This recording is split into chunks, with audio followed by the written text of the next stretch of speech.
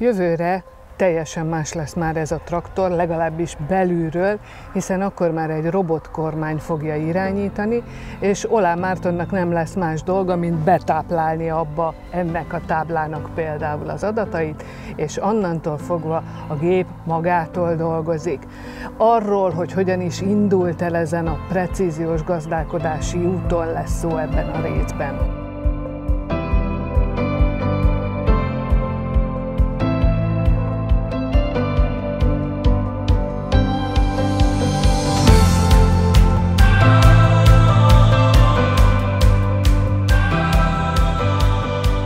Oláh Márton valamikor 2010 táján vette az első párhuzamvezetőt, amitől elmondása szerint egyenes út vezetett a robotkormány és a saját drón beszerzéséig.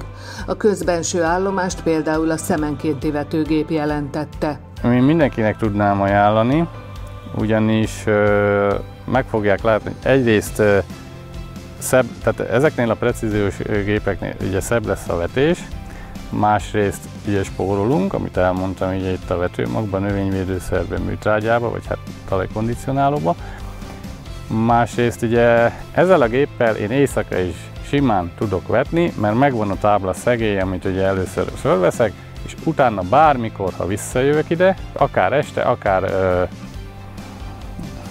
olyan időbe, ködbe, bármibe, ezzel gyakorlatilag úgy tudok vetni, hogy én a monitoron belül látom, hogy hol vagyok, nem kell magyarul a környezettől függetlenül tudok vetni. Jó, hát most esőben nem, de sötétben is nyugodtan tudok vetni, és nem lesz vetéshiba, nem lesz probléma.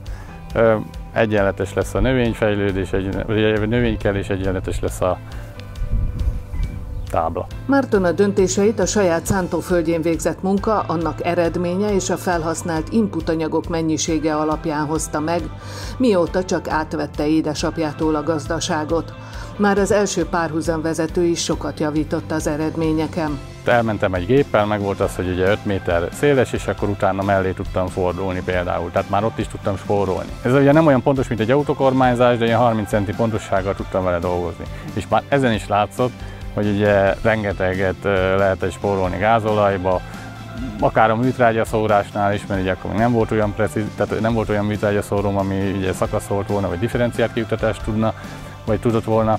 Tehát azzal gyakorlatilag tudtam úgy dolgozni, hogy szépen egyenletesen is szórta ki például a műtrágyát, és látszott a növényen, hogy ugye sokkal szebb volt, egyöntetű volt az állomány. Tehát volt egy párhuzamvezető, ugye segített a talajművelésbe, segített a műtrágyázásba. Utána én 2017-ben vettem egy permetezőt, ennek a márkának a korábbi verzióját, illetve hát ezt a márkacsaládot. Az egy 24 méteres vontatott szántóföldi permetező, az már tudja a szakaszolást. Akkor dőlt el bennem, amikor megvettem ezt a permetezőt, és első éven permeteztem vele, hogy én ezen az úton fogok tovább menni, mert gyakorlatilag 20%-nyi vegyszert megspóroltam abban az évben az előző évhez képest, mert szakaszolt, pontosan adta ki, ugye nem fújtuk össze-vissza a táblát, éjszaka is lehetett fújni, és gyakorlatilag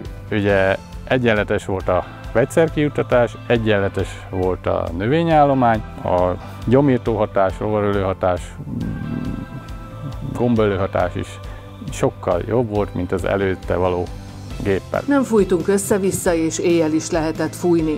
Ezek voltak az anyagiak mellett Márton érvei.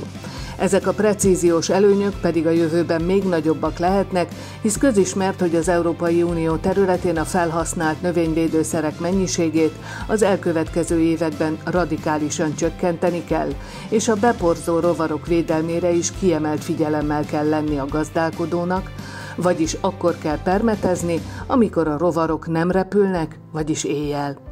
De a precíziós permetezők előnye az is, hogy bármilyen alakú is a tábla, csak annak a területére és csak az előre kiszámított mennyiségű anyagot juttatják ki, 1 grammal, deciliterrel se többet. De az is óriási előny, hogy van idő másra is. Azt vettem észre, hogy hamarabb végzek a munkával. Tehát igazság szerint több időm maradt otthon a családra, meg a többi egyéb elfoglaltságokra. Sokkal hatékonyabb lett a munkavégzés, jobb is lett, nem kellett kétszer fújni a táblát, nem volt vetéshiba, nem volt, ugye, most a vetőgépre nem volt a permetezőnél ugye ilyen csík, tehát kihagyva permetező nyom, vagy a műtrágya szórásnál is ugye most nem voltak ilyen, mert például a nitrogénnél a búzánál nagyon látszik, hogy ahova kapott nitrogént, ott ugye mélyződebb, ha nem kapott ugye világosabb, ott nagyon szépen látszott, hogy ma mondom már a párhuzam vezetőnél is, hogy mi a különbség a két technológia között, vagy az alkalmazás között.